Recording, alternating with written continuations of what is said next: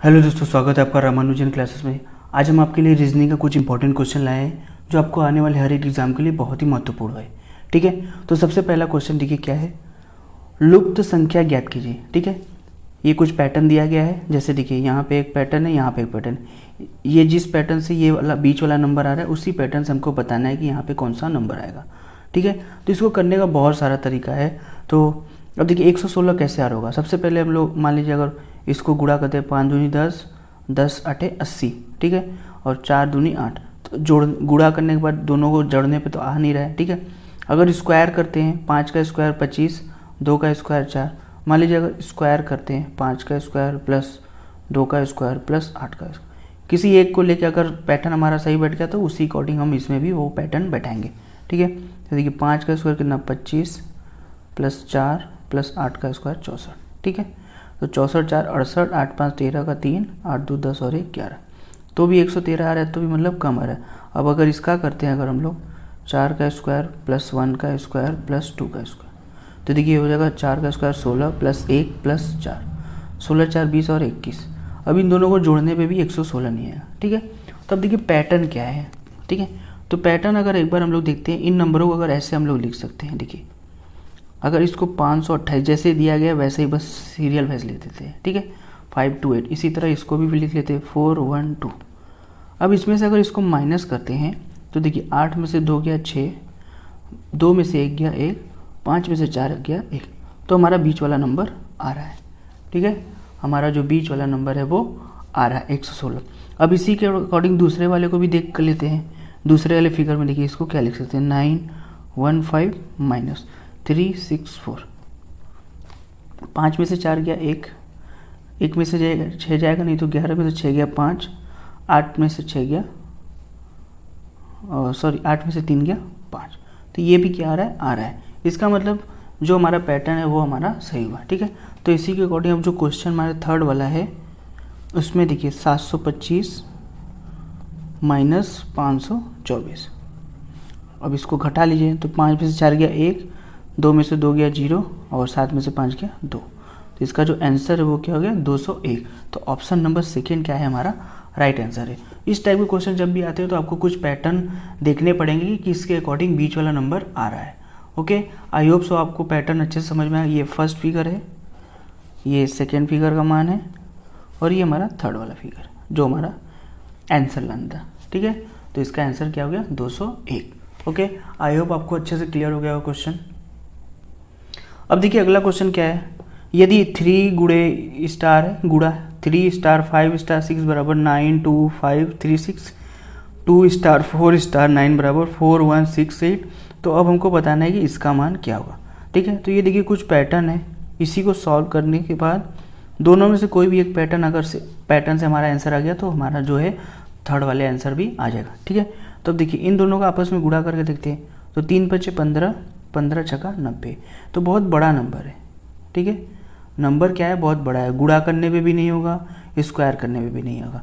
तो देखिए एक तरीका दिख रहा है, देखिए फर्स्ट वाले का स्क्वायर, जैसे अगर इसको हम लोग ऐसे लिख लेते हैं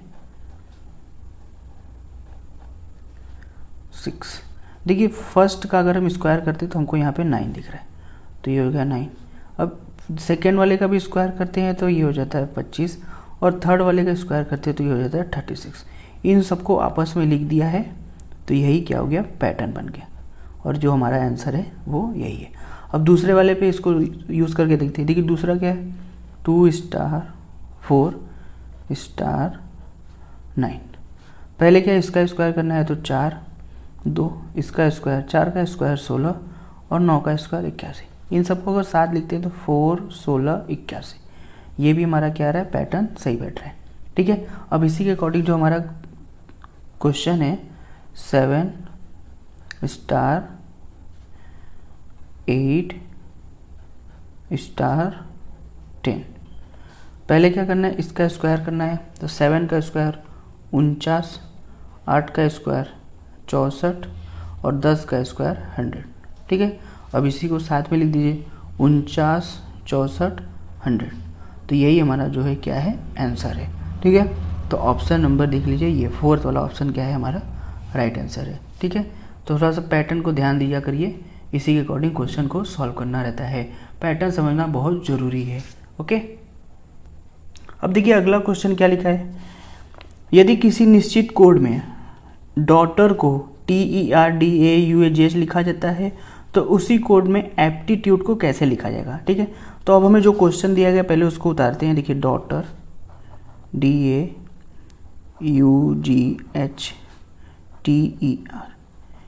इसके पैटर्न से ये वाला जो आया है TERDAUGH।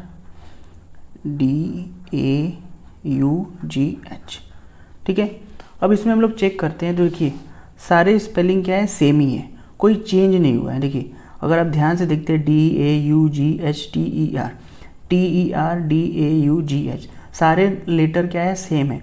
तो अब हम इसको देखेंगे कि या तो ये राइट से जा रहा होगा या फिर लेफ्ट से जा रहा होगा। ठीक है, तो ये देखते हैं। देखिए सबसे पहले हम लोग लास्ट का नंबर देखते हैं, थर्ड 3 नंबर। देखिए TER, इसमें क्या कर दिया, इसको आगे कर दिया है। ठीक है, अब बच्चे कितने लेटर है, 1 2 3 4 5 6 7 8, टोटल 8 लेटर है। पहले क्या किया है, लास्ट के 3 को आगे कर दिया है, उसके बाद बचे हुए को उसके बाद वैसे ही लिख दिया है। ठीक है, तो अब इसी प्रकार हम अपने आंसर को भी इसी तरह लिखेंगे। देखिए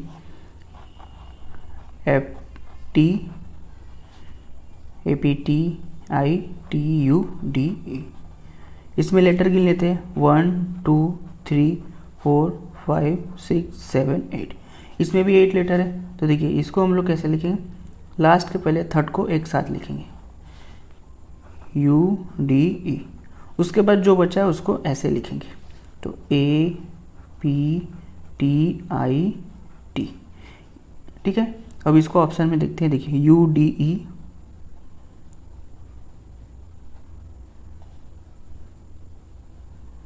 ठीक है, तो हमारा 5वां ऑप्शन लगता है छूट गया है।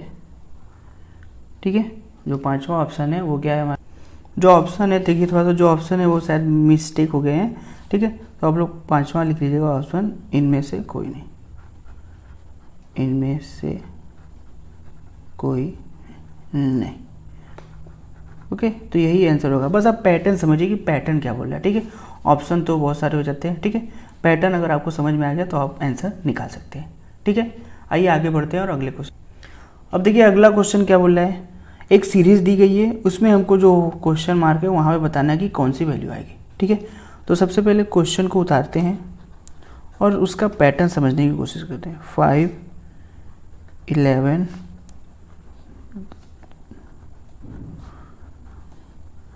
और ये क्वेश्चन।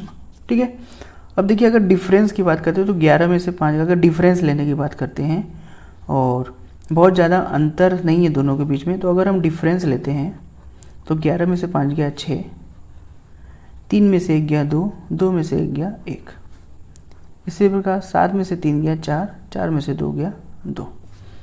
इसी तरह देखिए यहाँ हो जाएगा 15 में से 7 गया 8, यहाँ पे बचा 8 में से 4 गया 4। तो देखिए एक पैटर्न फॉलो हो रहा है, इसका डबल, इसका डबल, इसका डबल। तो अब इसके बाद क्या आना चाहिए, इसका डबल। तो 48 का डबल कितना होता है, 96। तो इन दोनों को अगर हम लोग ऐड कर देते हैं तो वो हमारा क्या हो जाएगा, आंसर हो जाएगा।